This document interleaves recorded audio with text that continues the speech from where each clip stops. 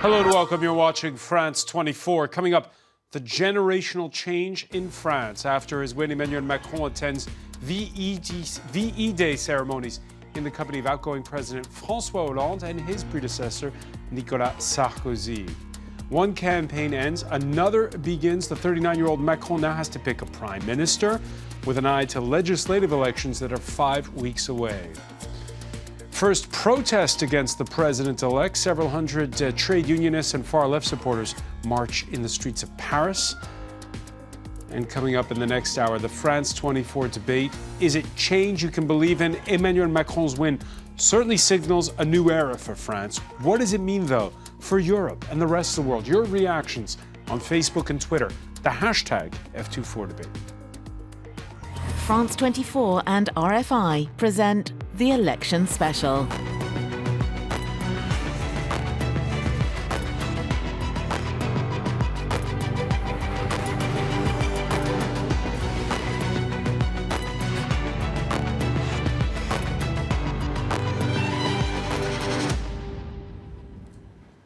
We're 22 hours since the close of the polls here in France. The official results are now in from the Interior Ministry.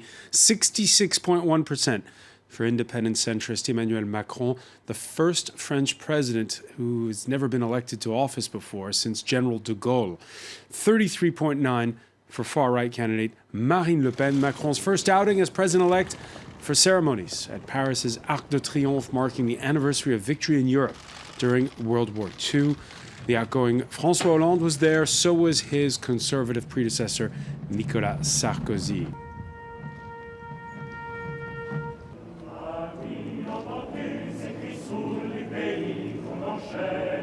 Now, turnout was just under 75%, the lowest since 1969 in France, with more casting blank or spoiled ballots. The question, how broad an appeal will Macron have as he looks now to legislative elections? Yuka Royer. In Marine Le Pen's stronghold of Hénin-Beaumont, there is little surprise but some disappointment among residents.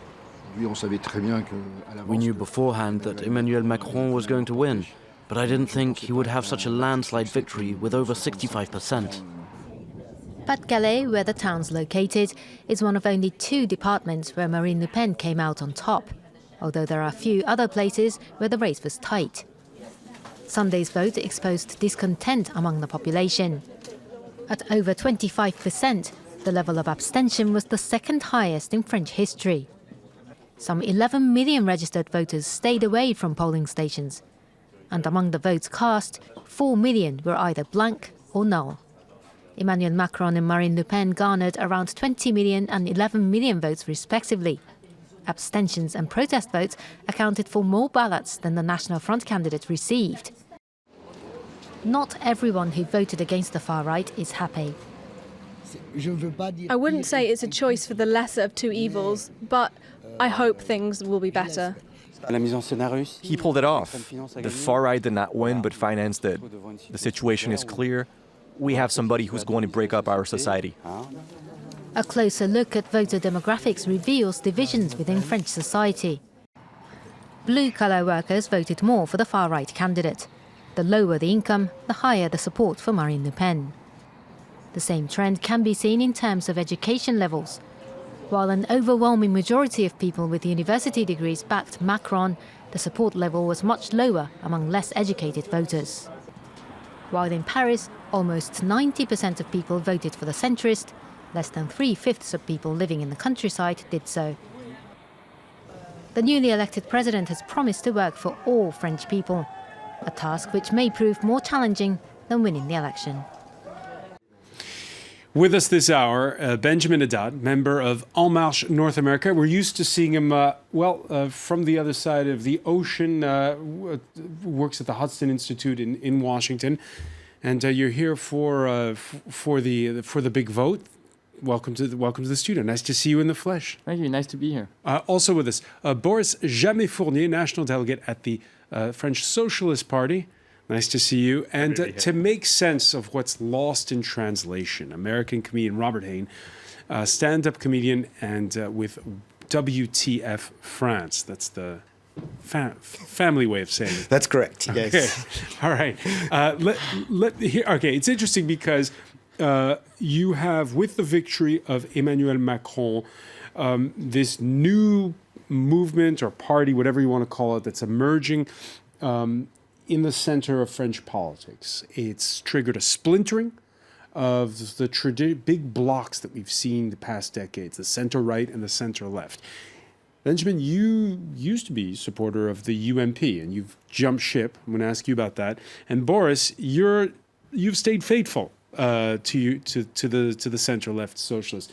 I'll begin with you, Benjamin. In view of the result, when you decided to make this move to En Marche, what triggered it, and did you know then that he's going to win, or he's got a good shot?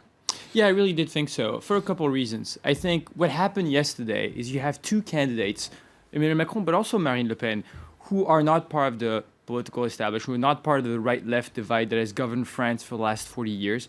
And clearly the fact that the Republicans arrived third, the Socialists arrived fifth, shows that there is the strong desire for new faces, for change in the political world by the French, but also that the new issues that are dividing our country, that are dividing our Western democracies, I would say, beyond France, are changing. And I think I witnessed this in the United States. I live in D.C., as you said.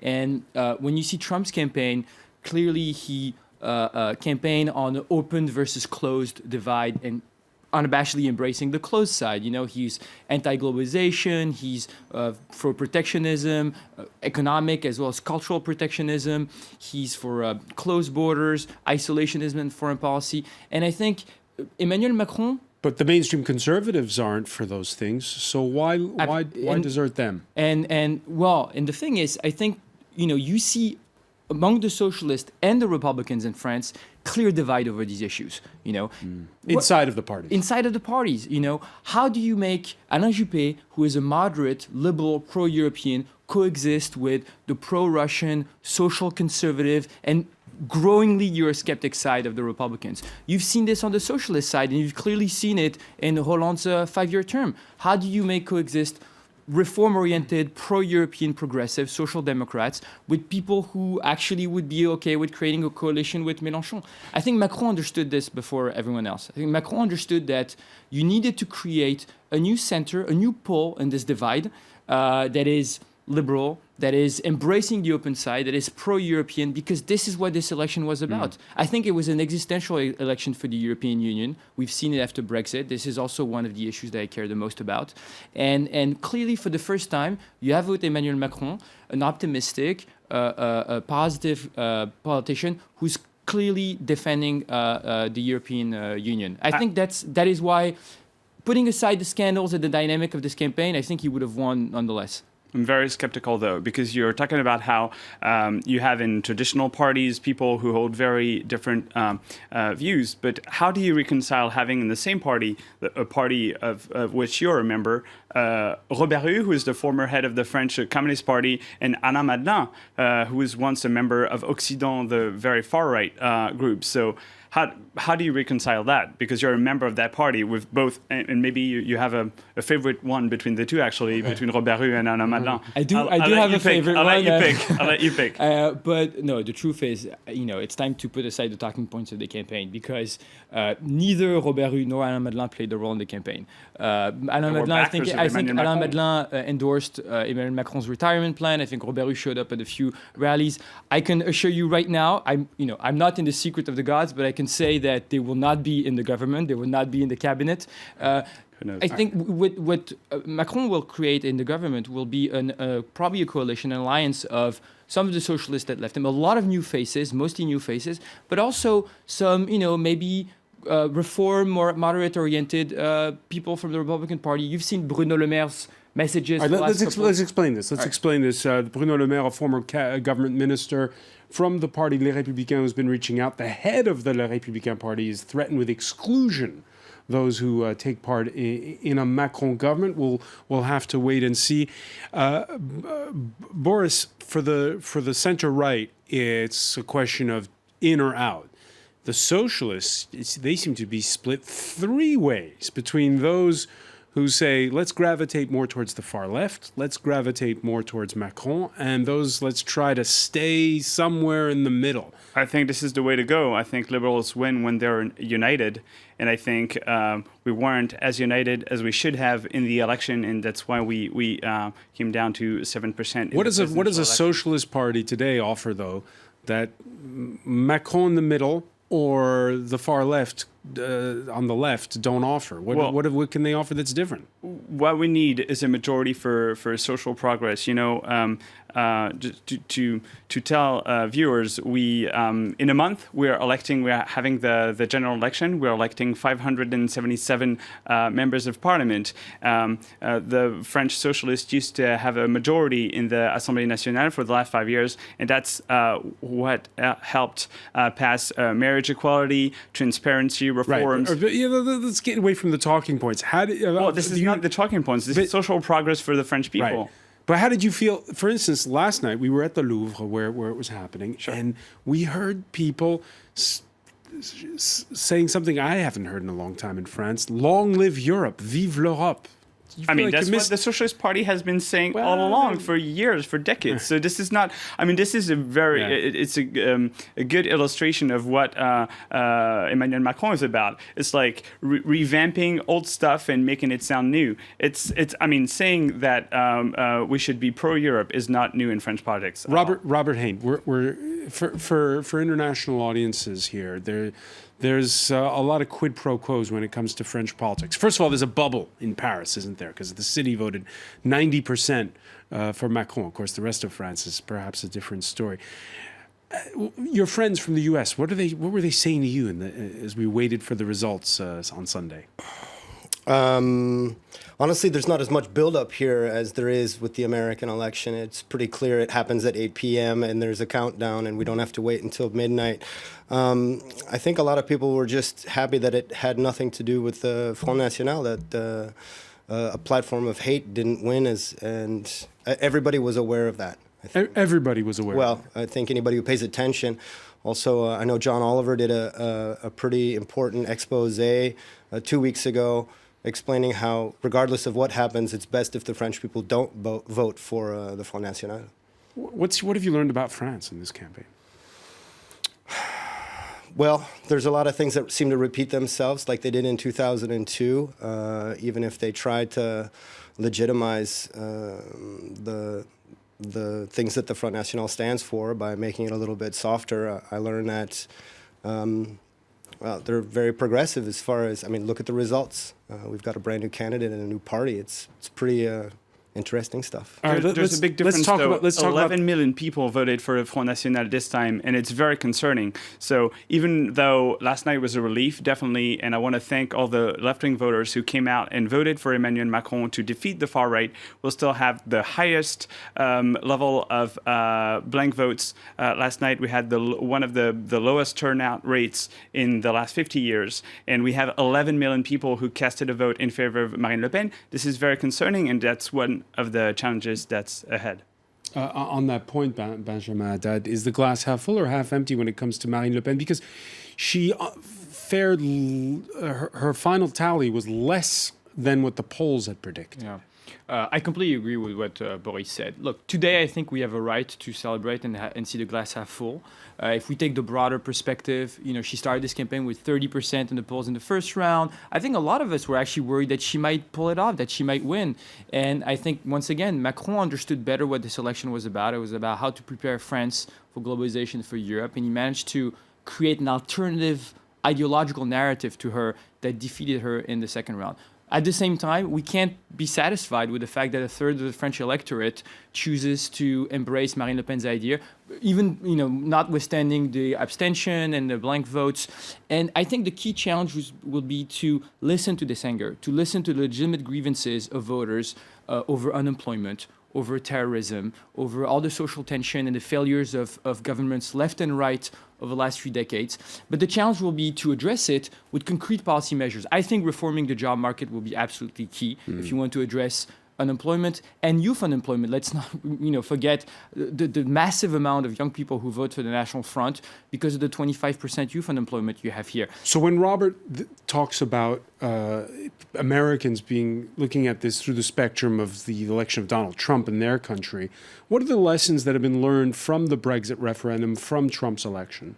I think, we talk a lot about populism, and I think we conflate a few phenomena. I think what Trump managed to do is that he conflated two things, which was that he managed to be the change candidate and also the nationalist candidate.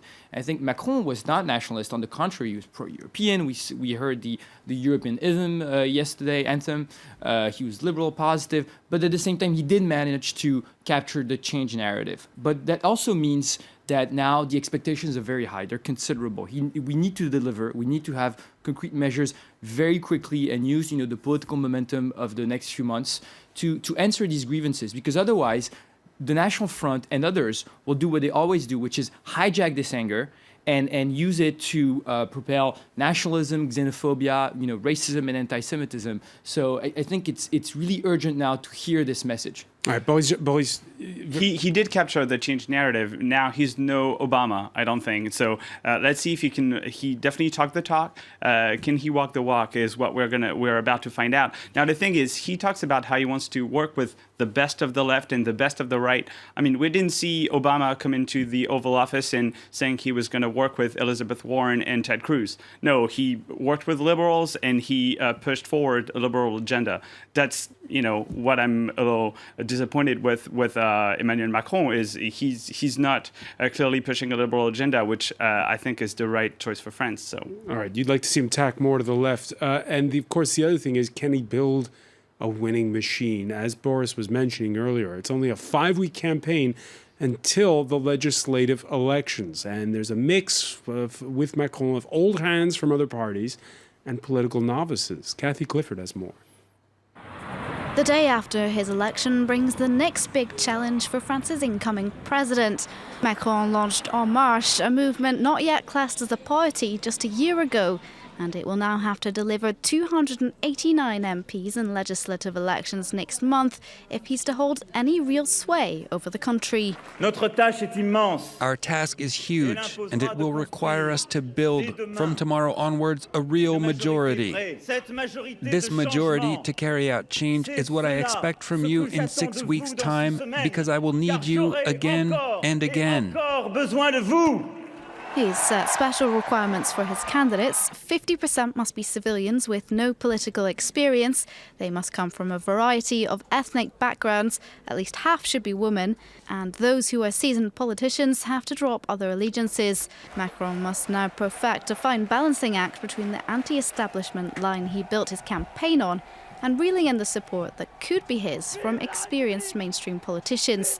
They could include defectors from both the Conservatives and the Socialists. Another obstacle, because it's the first time En Marche is running, it doesn't have access to public campaign funds. However, though analysts say a majority in Parliament is an unlikely leap, one poll taken before Sunday's result found it could be close. Opinionway estimates the next Parliament would be dominated by En Marche and the Conservative Republican Party. Robert Hayne, you had a question for Benjamin. Yeah, the question is, so in 5 weeks there's going to be the parliamentary elections, right? And he needs to have a majority in any kind of parliament to pass a new law, I'm assuming, right? How is he supposed to get people in his camp? Well, so as they announced a while ago, so on Thursday he will have the list of the 577 candidates. Most of them will be new faces, people who have never run for office or civil society people. And he also probably endorsed a few people who rallied him from the left and from the right. So he won't have 577 candidates. He will have 577 candidates, but some of them will be former Republicans and former socialists who have joined the campaign or who are going to join today. As long as they agree on the platform, as long as they agree on the very specific program of reform that he will implement through Parliament. And I would add, because you mentioned this earlier, I'm very confident about the parliamentary elections. You know, a year ago when he started this movement, no one wanted to believe that it could be done. He created his movement from scratch, and I remember at the time people saying he doesn't have a party. It's absolutely impossible to win an election without a party. I think when you have a good candidate and when you have a clear message that resonates with voters, you can win an election. And I think and the French... today, 61% of French voters say they do not want to give Emmanuel Macron a majority in parliament. Yeah, there's a poll out by Ipsos on Sunday evening, speaking to voters coming out of polling stations, saying 61% said they would prefer to have what we call in this country cohabitation, a president who's from one party and a parliamentary majority from another. Well, we'll see about that. I saw another poll that gave an absolute majority to En Marche. And in any case, I think the only poll that matters is the election. His victory yesterday was larger than the polls predicted. And I think clearly what it shows also, and as I said earlier, both Macron and Marine Le Pen, is that there is a desire for renewal. There is a desire for new faces and anger at the current political establishment. And I think when people will see talented new figures running for office, they will be consistent. They want Emmanuel Macron to govern. They want a functioning government. So I think they will be consistent and give him a majority. Is that desire for change, change of people or change of institutions? Because when you have a poll like that one that says 61%, it's the feeling that, well, there's too much power in the president's hands, and they kind of like this system where the president is from a minority party and therefore the legislature has more power. It's a very interesting, almost philosophical question. I tend to think, contrary to some of my friends on the left, that people matter more than institutions. They make what the institutions are. And so you need new faces, you need new practices, because you can have different texts, but if you have the same people with different texts, it'll do the same thing. That being said, I'm also in favor of things that the socialist government did, which is limiting terms and the accumulation of terms, being an MP in and France, a mayor. You could be senator as exactly. So mayor. François Hollande put an end to this, and I think that's very welcome. And I'm also in favor of a small dose of proportionality at legislative elections. But I think what really matters is having a new generation, and also people who represent more the French society, real parity, real people from diverse background who have worked in the private sector, etc. So and conservatives voted against that change. So how do you reconcile? So this is my question to a member of En Marche. So how do you reconcile these people who voted? Some people voted for this renewal.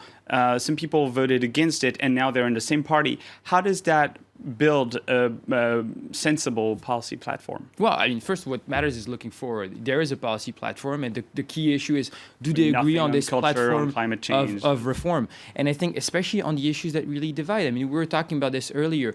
If you look at the Socialist Party, I think Benoît Hamon actually ran a positive campaign on issues, especially on Europe and foreign policy. I ended up agreeing on foreign policy matters, on Russia. I ended up agreeing a lot with what he had to say. The problem is, how do you reconcile this with having an open hand to Jean-Luc Mélenchon, who is pro-Russia, who is in favor of leaving NATO and leaving the European Union and the Euro?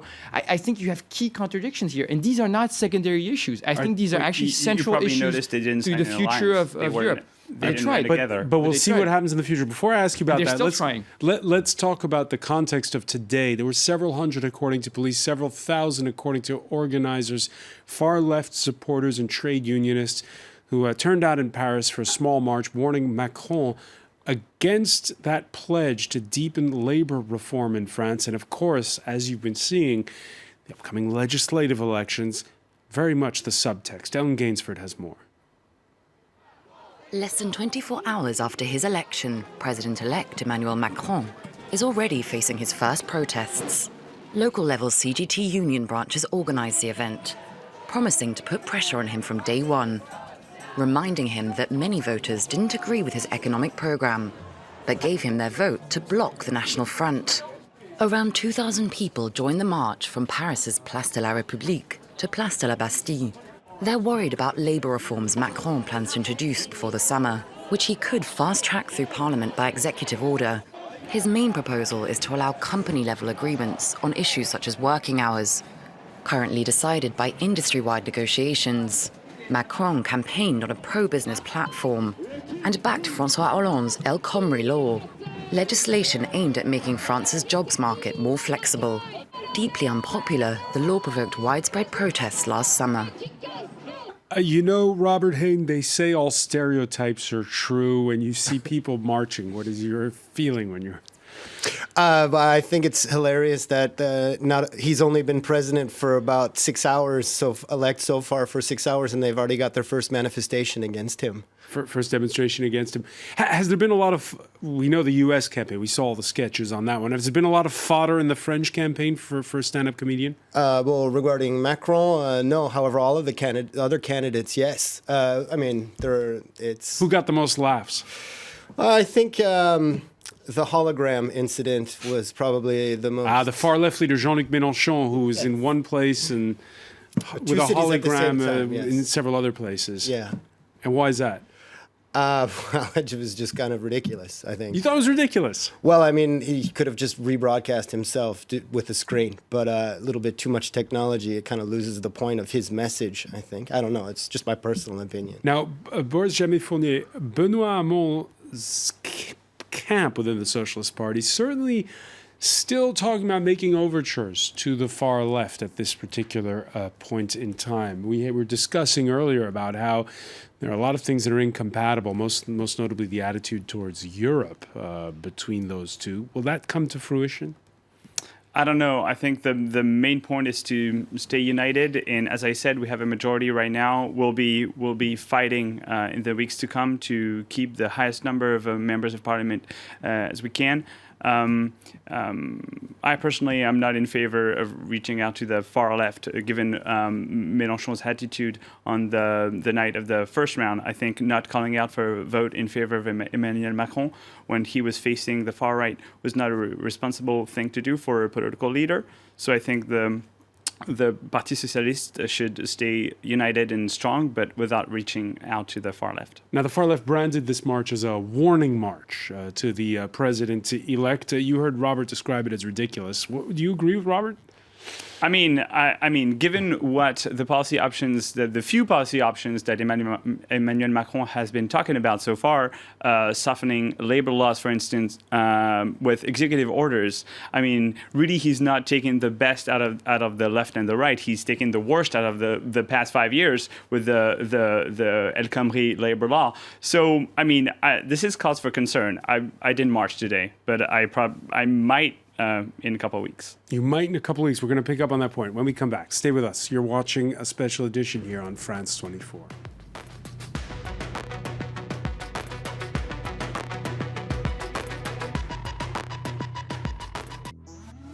Revisited, presented by Stuart Norval. South Sudan 2013. Civil war erupts 2 years after the country has reached independence. In an explosion of political and ethnic conflict, 3 million people abandon everything overnight. Terrified of being massacred, the refugees are trapped in overcrowded UN camps and living in appalling conditions. Ethnic cleansing, impending famine, the youngest country in the world is heading for disaster. Revisited on France 24 and France24.com.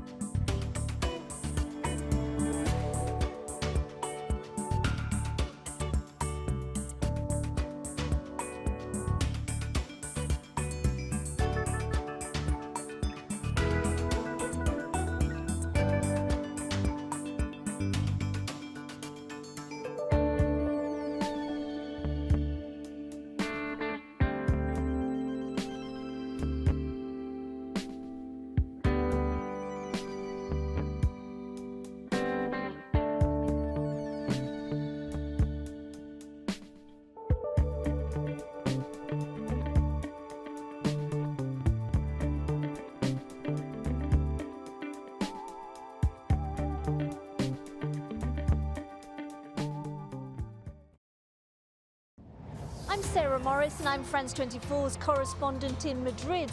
I'll bring you the latest news on Spain and Portugal, two countries battling to leave behind years of austerity. Join me live and check out my reports on France 24 and France24.com.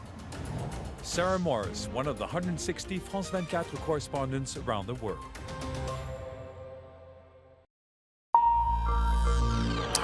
Welcome back, or welcome if you're just joining us. You're watching France 24, a special edition coming up with an eye to Brexit negotiations. Theresa May sees the election of the pro-EU Emmanuel Macron in France as an argument for giving her a strong conservative majority in next month's general election. The generational change in French politics after his win. Emmanuel Macron attends VE ceremonies in the company of outgoing President François Hollande and his predecessor Nicolas Sarkozy. Macron's pledge to go quickly and deeper with labor reforms already drawing trade unions out onto the streets. We'll have more with Kate Moody in business a little later on. France 24 and RFI present the Election Special.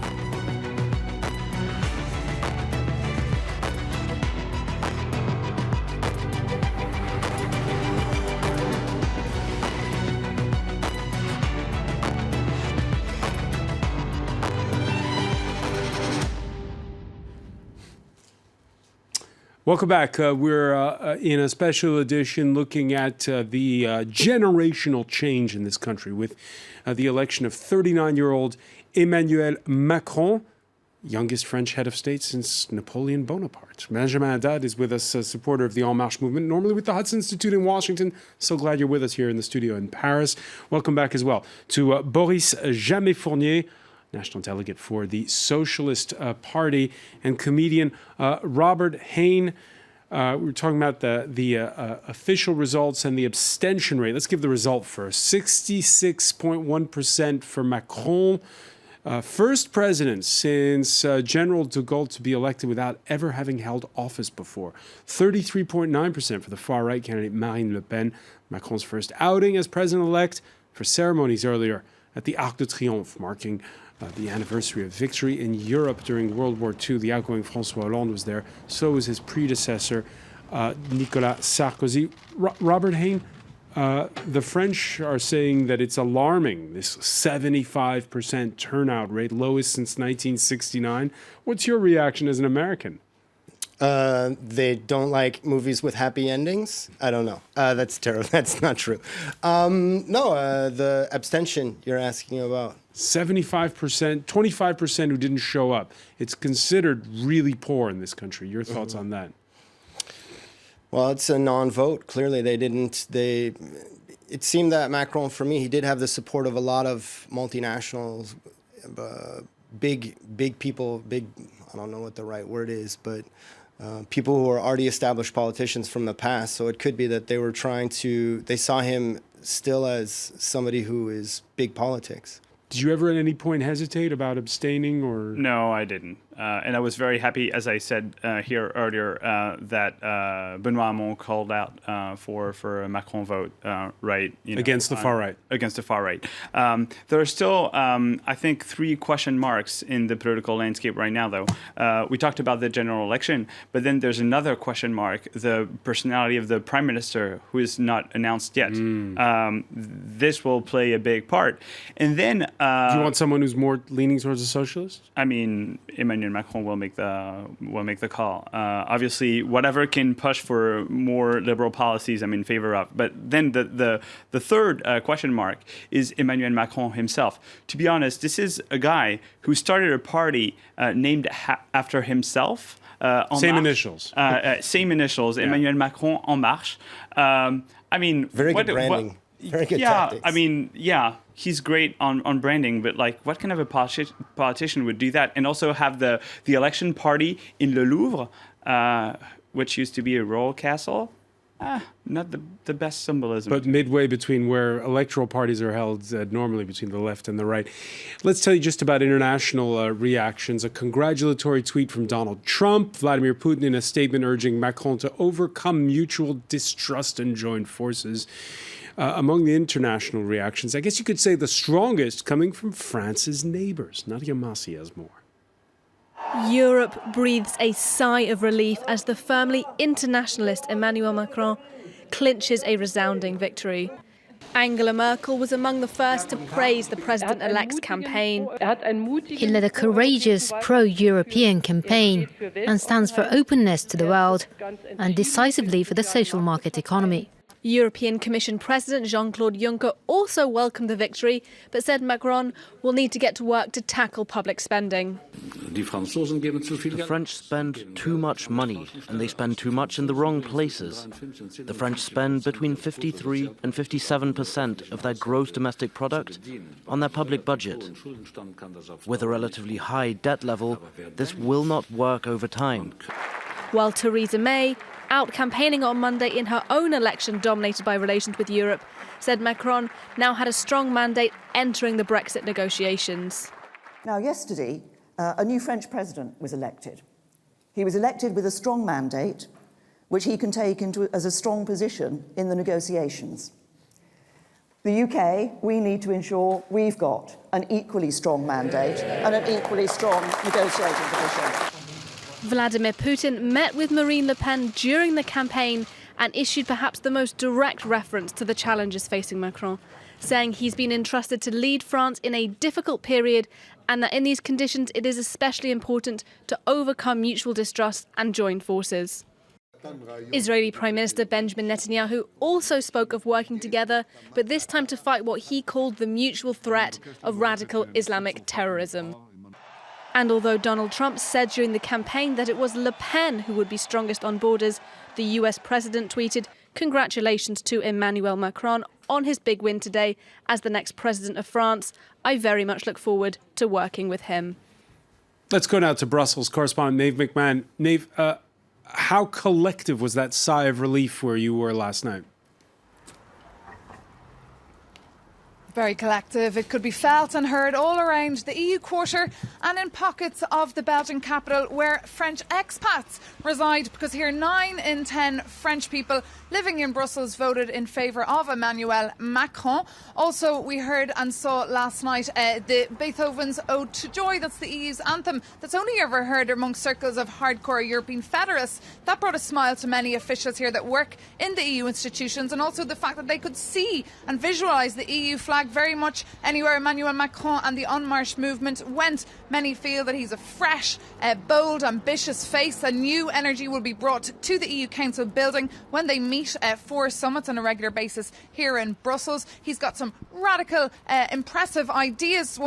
Some people believe here in the EU capital, like he wants to reform the Eurozone. He wants to create a minister here who would be in charge of the Eurozone itself to be able to help out ailing economies. He believes that up till now Germany has been one of the only countries benefiting from that common currency, while other littler countries, smaller countries, have been missing out. When it comes to defence as well, he wants a little bit more integration with a headquarters here, something that the Brits are not too pleased or interested in. They believe that NATO already does that job. He also wants to promote European integration, create more of a European public sphere. He wants to triple the amount of French students that go on the Erasmus student exchange programme. He wants to hold what he's called citizen conventions in various parts of France to discuss really the future of Europe. And he's quite happy to see a multi-speed Europe come about, which would mean that countries like France and Belgium and other countries that want to could integrate in certain areas. Now, obviously, you can see these proposals have gone down with officials who work here in the EU institutions, because they're ideas that they are trying to push on EU citizens every day, but they're not ideas that will go down well in EU capitals. EU capitals do not want to see more power given to the European Commission here in Brussels. They very much want to keep it in their capitals, and that's why we often see at EU summits here very little progress, because many come here really playing to their domestic audience, really, with very little ambition to push on and really reform and change the EU as many would like it to see changed. All right, Maeve McMahon, many thanks. We're going to hear from another precinct. Let's cross to Jessica Saltz, our Berlin correspondent. Jessica, in that report we saw earlier, we had Angela Merkel endorsing this victory by Emmanuel Macron, and the president of the European Commission saying, well, France spends too much money and spends it in all the wrong places. Eurozone partners have to keep their budget deficits down. Would you say Macron's a little bit off the hook for the time being when it comes to France's spending? I think we're going to have to see what Merkel and Macron say when the two leaders meet, which is expected to be in the coming days. But certainly Merkel and also the Social Democrats, when they meet Macron, are going to want to ensure and hear from Macron what exactly he plans to do, what economic reforms he plans to put in France in order to kickstart the economy there, whether it's sort of fiscal reforms or whether, most importantly, I think in the German perspective, labour reforms. And I'm sure the issue of public spending will also be brought up. Of course, we know that that's also a very important issue in Germany, where Macron has been one of the people to criticise Germans and not for lack of domestic spending and actually just relying on this trade surplus to pump up their economy, saying Germany is one of the countries that's actually benefited the most from the euro. And so Macron is, he's just been elected. He's going to come to Berlin with full of confidence and pushing for these far-reaching European reforms. But of course, he's meeting a German chancellor who's 3 terms into her tenure and will also be beginning her election campaign ahead of the elections here in September. And we know that Angela Merkel's popularity, she won a historic victory in the last election, very much underpinned by the fact that Germans, especially her support base, like austerity. So I don't know whether Macron will be able to getting her to budge too much on that. All right, many thanks, Jessica Saltz. Oftentimes, Benjamin, that there was this idea that, be it with Nicolas Sarkozy or François Hollande, that the German chancellor and the French president, who were supposed to be on message, were sometimes, not exactly in sync. Yeah, absolutely. Look, I think this was an existential election for the European Union. After what happened in Great Britain last year, obviously France has a much more central role as part of the Eurozone, as part of the Schengen area, contrary to the UK. A Frexit would have meant the collapse of the European Union. And I think that was what was being decided yesterday. Macron says something very interesting. He often says we shouldn't leave the criticism of the European Union to Eurosceptics, which is that he's pro-European, but he wants to make it work. And one of the key things will be obviously the reform of the Eurozone. Your correspondent in Brussels said it very well. He's in favor of a minister of finance of the Eurozone, of deepened budgetary coordination, of financial transfers between European countries to really make the Eurozone an optimal currency area the same way that the dollar zone is to a certain extent. The only way we can make this work is by working better with Berlin. We have actually an interesting window of opportunity. There's a German election in 6 months. So that means that the next few months, France has an opportunity to embark on domestic reforms, especially on the job market, and show to the Germans who will be focused on something else for the first few months of his term, show that we are making the efforts. Because, sometimes when you speak to Berlin, to German politicians, when you hear Schäuble or Merkel, they have the feeling, right or wrong, that they have made the reforms, especially at the end of Schroeder, the reform to the job market, to the value-added tax, that others don't want to do. And that, Germans sacrificing more or getting more involved on Eurobonds and financial transfers at the European level would basically mean the German taxpayer paying for other countries being lazy. That is the argument. I'm not saying necessarily I agree with it. So I think if in the next few months we do make these reforms, we're in a much stronger position in the much stronger bargaining position. Exactly. Once the German election takes place. Whoever gets elected, by the way, because I think he'll have a great relation with both Merkel or Martin Schulz. All right, we don't have all the pieces of the puzzle yet here in France. At campaign headquarters for Macron, it's back to work less than 24 hours after his election. He ran as an independent centrist. He now has to build, again, we were saying it earlier, a political machine from scratch with 5 weeks to go till legislative elections. Let's cross now to Claire Williams, who's at campaign headquarters. Claire, first task for the president-elect picking a prime minister. Yeah, well, that's the million-dollar question. François, who will be Emmanuel Macron's prime minister? Now, there was a press conference that just finished by Richard Ferrand, the Secretary General of the En Marche movement, and no word on who that prime minister will be. We don't expect that information to come out until later in the week. Emmanuel Macron will be inaugurated on Sunday, so we don't expect that information to come out just yet. What we are waiting for, and we think we'll get that information on Thursday, is the issue of who will be the candidates running as part of the En Marche banner. Now, one thing for sure is we know now En Marche, the movement, will be transformed into a political party, and it will be called La République En Marche, the Republic moving forward. We also got confirmation in that press conference a little earlier that Emmanuel Macron will be stepping aside as president of the En Marche movement to concentrate on being president of France. Claire, we had that misstep after the first round where Macron was seen celebrating at an upscale Paris restaurant. This time, today when you were there, were they putting a lid on the smiles, trying not to show that they were too pleased with themselves?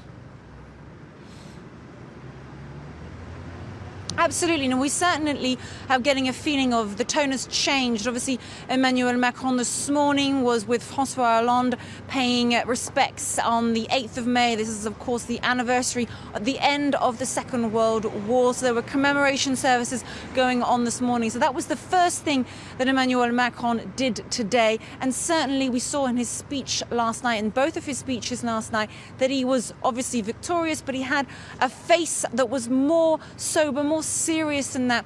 He knows he needs to get the rest of France behind him, behind his project. Not everyone who voted for him necessarily did so with their hearts. Some did it just to keep Marine Le Pen out. So he's certainly trying to, yes, be victorious, but not too much. Yes, be victorious, but not too much. Did you celebrate last night, Benjamin?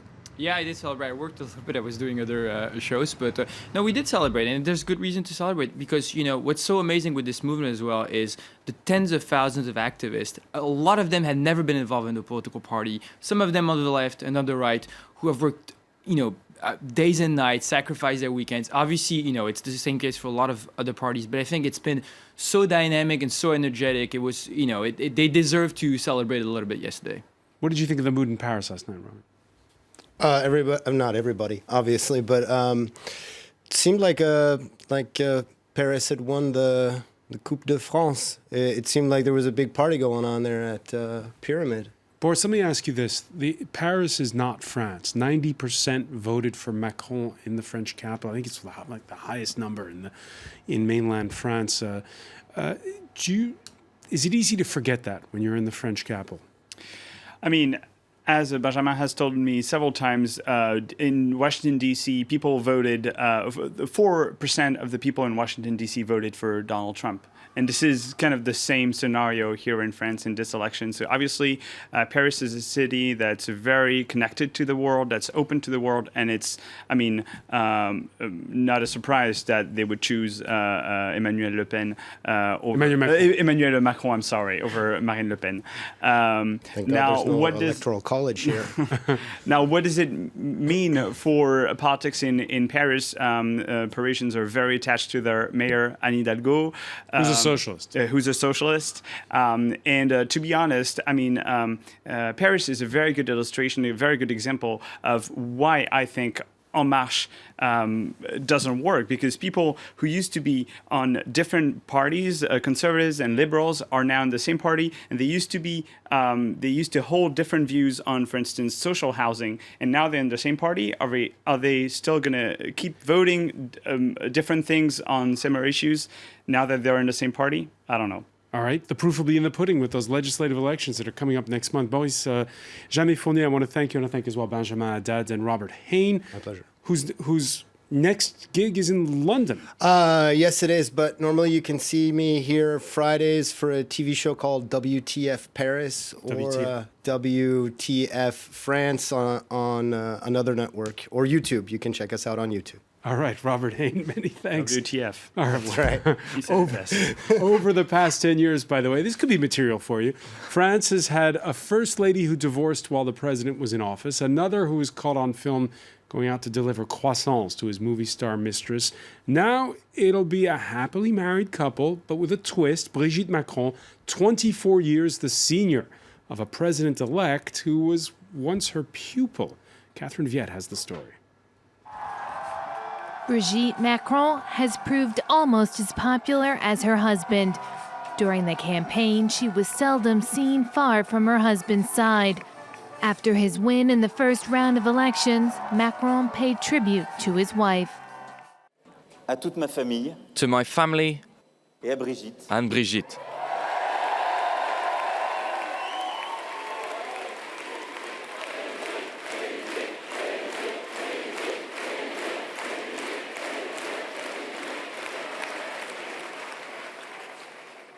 She's always there, and without her, I wouldn't be myself.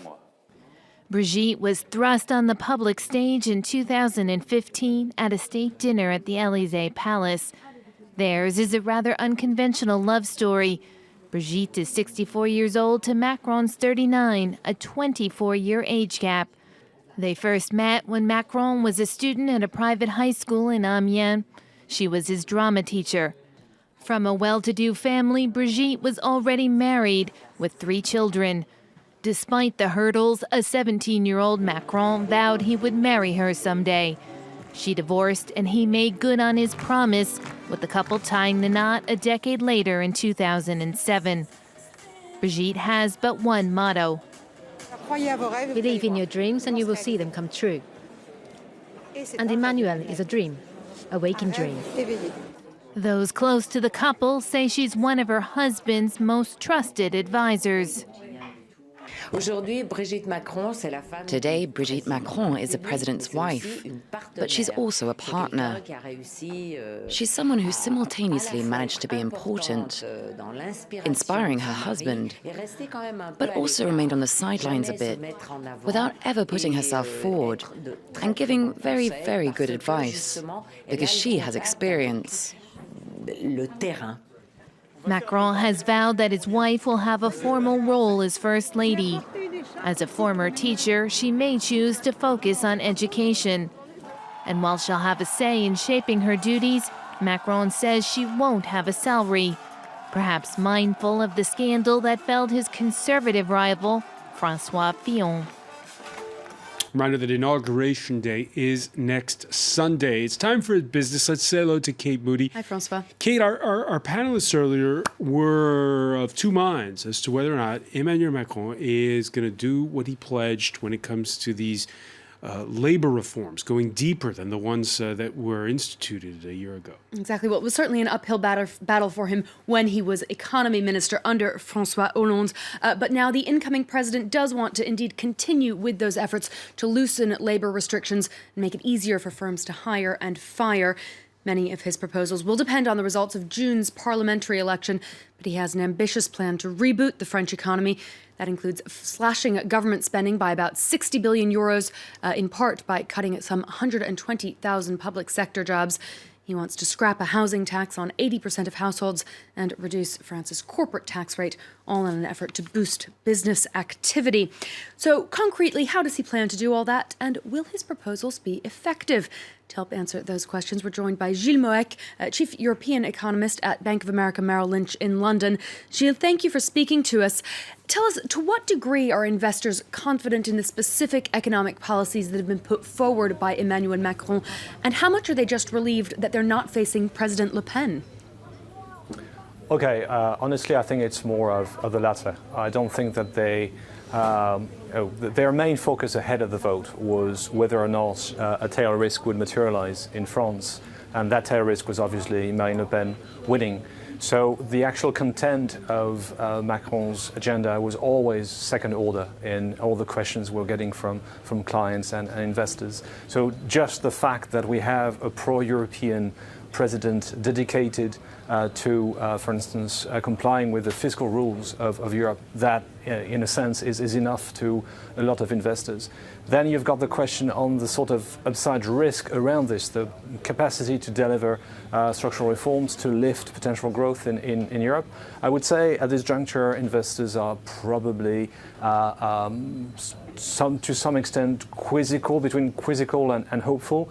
France has had many occasions when when a new administration was coming, telling us that things would change. But this is a completely new administration with a completely new political setup, so maybe there's more room than usual for such a train of reforms. One point that to me is central is that it would not take actually that much. If you look at the French economy, it's actually doing better. It's been through a cyclical uptick. There are lots of actually strong assets. Productivity is pretty high. By removing a fairly limited number of obstacles to the labour market, for instance, or the product market, you could get actually quite a bit of acceleration in economic activity. And I think you will find a number of investors actually fairly willing to take that bet. You don't seem very optimistic about what the effectiveness or the possible effectiveness of these proposals that he's put forward. Do you think that they're enough to succeed where his predecessor has failed? Well, I think I said the opposite, so sorry if I didn't make myself clear. I'm just saying that it doesn't take much to really provide a fairly nice improvement in French economic activity. Basically because some of the strong assets can be magnified, can be put to better use, especially in the labour market. So even if the agenda doesn't look that ambitious, even if it rests basically on negotiation with the unions at the local level, you can still get quite a nice improvement. But that is for me, what is for me key is the time it's going to take for changes to materialize. For instance, what is at the heart of the labour market reform that the new administration wants to put through is the sense that locally you'd be allowed to negotiate deals with the unions to stray away from national legislation on working time, for instance. So confidence effect the minute that particular legislation is implemented. But then you'll have to wait until those local deals with unions actually come to fruition before we actually see the impact on the way the labour market actually operates. So I think that you'll find a number of people who will be willing to give this administration some time, because we're not talking here about a sort of brutal front-loaded approach. It's going to take time, I think, before we see anything in the French data. We're unfortunately just about out of time. I'd like to ask you, though, Gilles, from a European point of view, do you think that this victory spells the end of concerns about the Eurozone, or do these upcoming elections in Germany and Italy pose similar risks to the future of the single currency? Germany probably not. Italy, as usual, will probably continue to focus some attention. But at least what we've gained here is the possibility to come up with a sort of second step for the monetary union. Because if we leave the monetary union as it is today, which is basically dependent on the ECB to keep things together, we'll go probably from crisis to crisis. So if we have this impetus for Union, which is currently advocated by the administration, and if Berlin opens up to this idea, then we can actually start avoiding the sort of repetitive crisis that we've been through over the last 6 to 7 years. Gilles Mouek, thank you so much for joining us to give us your thoughts on Emmanuel Macron's victory.